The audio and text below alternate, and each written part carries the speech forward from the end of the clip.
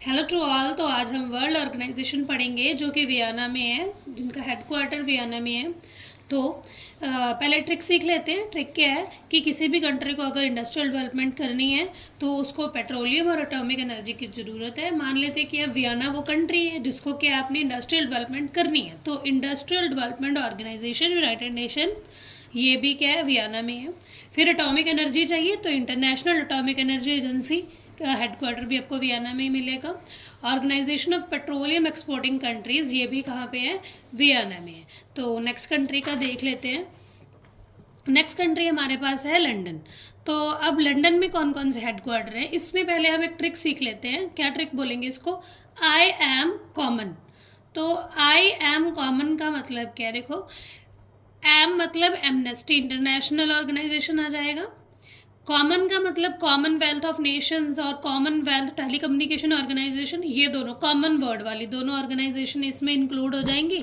और सबसे पहली इंटरनेशनल मैरीटाइम ऑर्गेनाइजेशन, ये जो हमने पढ़ा था ना जेनेवा के जब हेडक्वार्टर्स पढ़े थे, तो हमने ये इंटरनेशनल मैरीटाइम ऑर्गेनाइजेशन पढ़ा था जो उसका एक्सेप्शनल केस था। हमने ट्रिक में क्या पढ़ा था जेनेवा के लिए कि आई से स्टार्ट होने वाला और ओ पे खत्म होने वाला क्या होगा, जेनेवा में होंगे, और उसका एक्सेप्शनल केस था इंटरनेशनल मैरीटाइम ऑर्गेनाइजेशन जो कि कहाँ पे है, लंदन में है। तो लंदन में हमारी चार कौन सी हो गई अब हमें याद, International Maritime Organisation, Amnesty International Organisation, Commonwealth of Nations and Commonwealth Telecommunication Organisations. Next हम देख लेते हैं न्यूयॉर्क की, देख लेते हैं न्यूयॉर्क में आपको कौन कौन सी मिलेंगी वो भी देख लेते हैं। सबसे पहले हम ये सीख लेते हैं इसमें, इन न्यूयॉर्क यूएनओ, यूएनओ क्या कर रहा है, फंड्स दे रहा है। UNO gives funds for the children emergency, women empowerment and development and population control. तो हमें ये सब याद करना। देखो इन न्यूयॉर्क, तो न्यूयॉर्क के हेडक्वार्टर्स देख रहे हैं, न्यूयॉर्क में जो हेडक्वार्टर्स मिलेंगे हमें वर्ल्ड ऑर्गेनाइजेशन के, सबसे पहले यूएनओ, ठीक है, तो वही यूनाइटेड नेशन ऑर्गेनाइजेशन। उसके बाद वो फंड दे रहा है, क्या दे रहा है, फंड दे रहा है किसके लिए, चिल्ड्रन इमरजेंसी के लिए, तो United Nations of children Emergency fund, ये भी यहाँ पे है। फिर क्या दे रहा है, वुमेन एम्पावरमेंट के लिए, वुमेन एम्पावरमेंट तो United Nation Entity for Gender Equality and Empowerment of Women. और उसके बाद डेवलपमेंट के लिए तो United Nations Development Programme, then population control के लिए तो यूनाइटेड नेशंस पॉपुलेशन फंड दे रहा है, ठीक है। तो उसको दोबारा रिवाइज करते हैं। यूनाइटेड नेशंस ऑर्गेनाइजेशन न्यूयॉर्क में है, United Nations Children Emergency Fund New York में है, United Nations Entity for Gender Equality and Women Empowerment New York में है, United Nations Development Programme New York में है, यूनाइटेड नेशंस पॉपुलेशन फंड भी न्यूयॉर्क में है, ठीक है।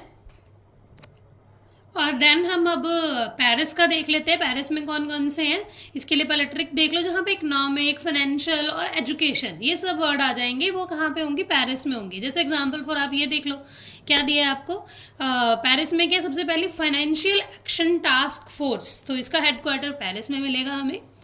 United Nations Educational, Scientific and Cultural Organisation, जिसको हम यूनेस्को बोलते हैं, इसका हेडक्वार्टर कहाँ पे है, पेरिस में है।